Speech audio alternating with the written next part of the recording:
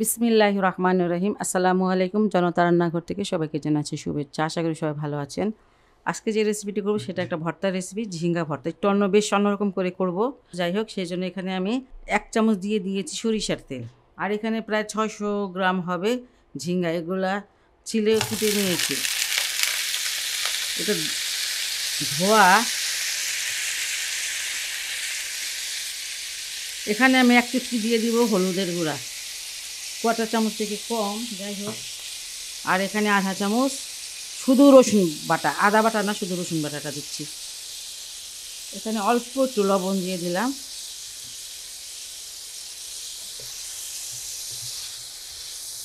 সবগুলো একসাথে ভালো করে মিশিয়ে দিচ্ছি। এই ঝিঙেগুলোকে আমি ঢেকে দেব, ঢেকে ভেজে নিব উল্টিয়ে পাল্টিয়ে একটু সুন্দর করে।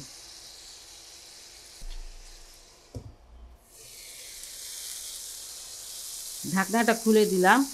আর এটা যখন আপনি সিদ্ধ করবেন, সিদ্ধ কি ওই যে মানে চুলা দিয়ে কোনো পানি তো দিবেন না, কিন্তু বেশ অনেকখানি পানি উঠে যায়, যেটা মানে ভরে যায় পানি উঠে, আর সেটা আপনাকে শুকিয়ে নিতে হবে, পানিটা ফেলে দেওয়া যাবে না। আর যেখানে ভাজা ভাজা কালার, এরকম ভাজা ভাজা হতে হবে। পানিটা যখন শুকিয়ে যাবে, ভাজা ভাজা হয়ে যাবে, তখন আপনারা নামিয়ে নেবেন। এইভাবে একটু চাপ দিয়ে দেখবেন কোনো পানি বের হয় কি না। যতক্ষণ পানি বের হয় ততক্ষণ একটু মানে ভেজে নেবেন। আমার এগুলো আর একটু ভাজা লাগবে। ঝিঙ্গাটা ভাজা হয়ে গেছে, আমি এটা এখন নামিয়ে নিব। ভর্তাটা করতে চলে আসলাম। আর এখানে আমি 7টা শুকনো মরিচ ভেজে নিয়েছি। ভাজাটা আর দেখালাম না।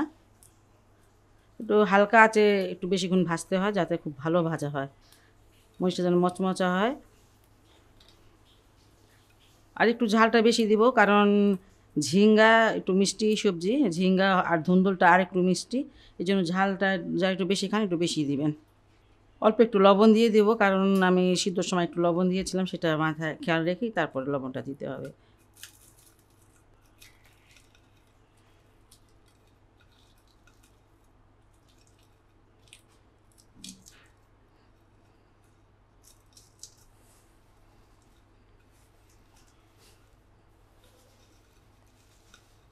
মরিচগুলোকে আমি গুঁড়ো করে নিয়েছি,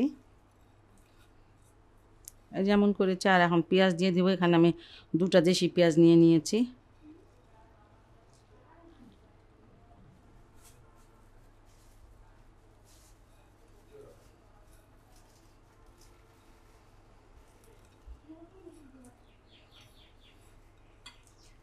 লবণ, মরিচ আর পেঁয়াজটাকে খুব সুন্দর করে মাখিয়ে নিতে হবে আপনাদের, তাহলে ভর্তাটা ভালো লাগবে খেতে। এটা এক সাইডে রেখে দিচ্ছি, এটা মাখা হয়ে গেছে।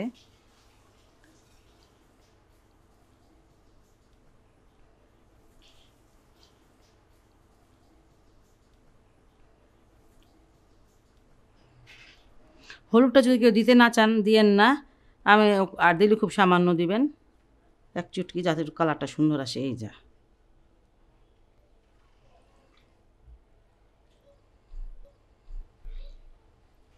এখনও বেশ গরম। বাটা ভর্তাতে কিন্তু মাখা ভর্তা বেশি ভালো, খেতে টেস্ট বেশি হয়। জানি না, তবে আমার কাছে মনে হয় যে মানে বাটা থেকে যে হাত দিয়ে ডলে যে ভর্তাটা আমরা করি, বাটাটাও করি, করি না সেটা না, তবে ডলা ভর্তাটা বেশি টেস্ট। সিম ভর্তা, বেগুন ভর্তা, আলু ভর্তা, এগুলো ডলে ডলে করে খেতে ভালো লাগে। কচি ঝিঙ্গাটা নেওয়ার চেষ্টা করবেন, বাড়তে হলে পরে এটার ভিতরে একটা জালের মতন হয়ে যায়। এই যে 1 মুঠ ধনিয়া পাতা নিয়ে নিলাম। ধনিয়া পাতাটা না দিলে ভর্তাটা টেস্ট হয় না কিন্তু। এবার পেঁয়াজ, মরিচ, লবণ, ধনিয়া পাতার সাথে ঝিঙ্গাগুলোকে মাখিয়ে নিব।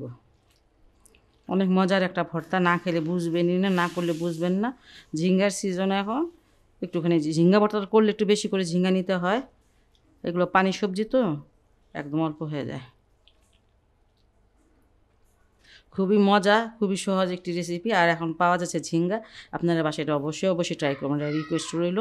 আর যদি ভালো লাগে তাহলে অবশ্যই আমার চ্যানেলকে লাইক কমেন্ট সাবস্ক্রাইব করবেন। সবাই ভালো থাকুন, সুস্থ থাকুন, নিরাপদে থাকুন, এই দোয়া করি। আল্লাহ হাফেজ। ভর্তাটা আমার হয়ে গেছে।